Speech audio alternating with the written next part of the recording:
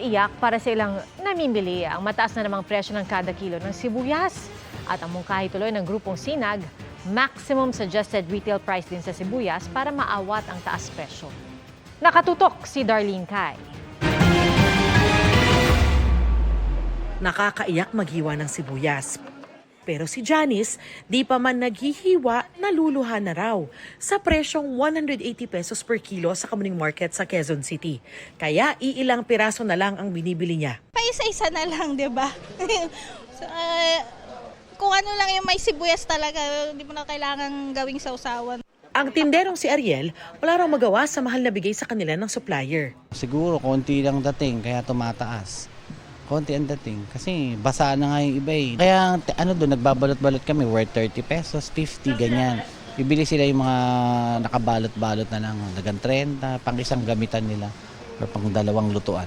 Sa pinakahuling price monitoring ng Department of Agriculture sa Metro Manila, umaabot sa 200 pesos ang kada kilo ng pulang sibuyas at 90 to 140 pesos ang kada kilo ng puting sibuyas. Malayong malayo sa sinasabi ng mga magsasaka sa Bungabo, Nueva Ecija na farm gate price o iyong kanilang benta na 60 to 80 pesos kada kilo sa pulang sibuyas at 48 pesos sa sibuyas na puti. Kung paano sa Manila, baka naman yung mga nagbebenta ron, super naman yung nagiging dagdag nila patong.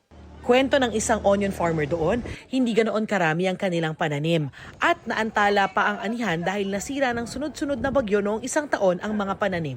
Yun pong mga pananim namin na dapat sana ay aanihin namin ng mga last week ng January, siguro po mga first week ng March na.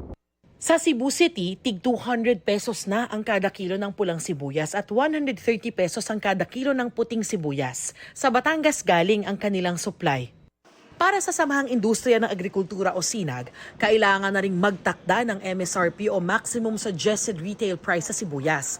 Hanggang 120 pesos lang daw dapat ang kada kilo ng pulang sibuyas at hanggang 90 pesos lang daw ang puting sibuyas dapat. Kung wala talagang sinet na price, pwedeng tumaas yung presyo.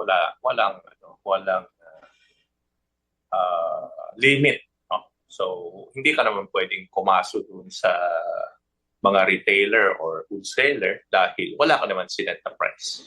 Kinukuha pa ng GMA Integrated News ang panig ng DA tungkol dito. Pero dauna na nilang sinabi na inaasahang pababa na ang presyo ng sibuyas sa mga susunod na linggo kapag dumating na sa palengke ang mga inangkat na sibuyas at dumami pa ang inani ng local farmers. Para sa GMA Integrated News, Darlene Kai, Nakatutok, 24 Oras.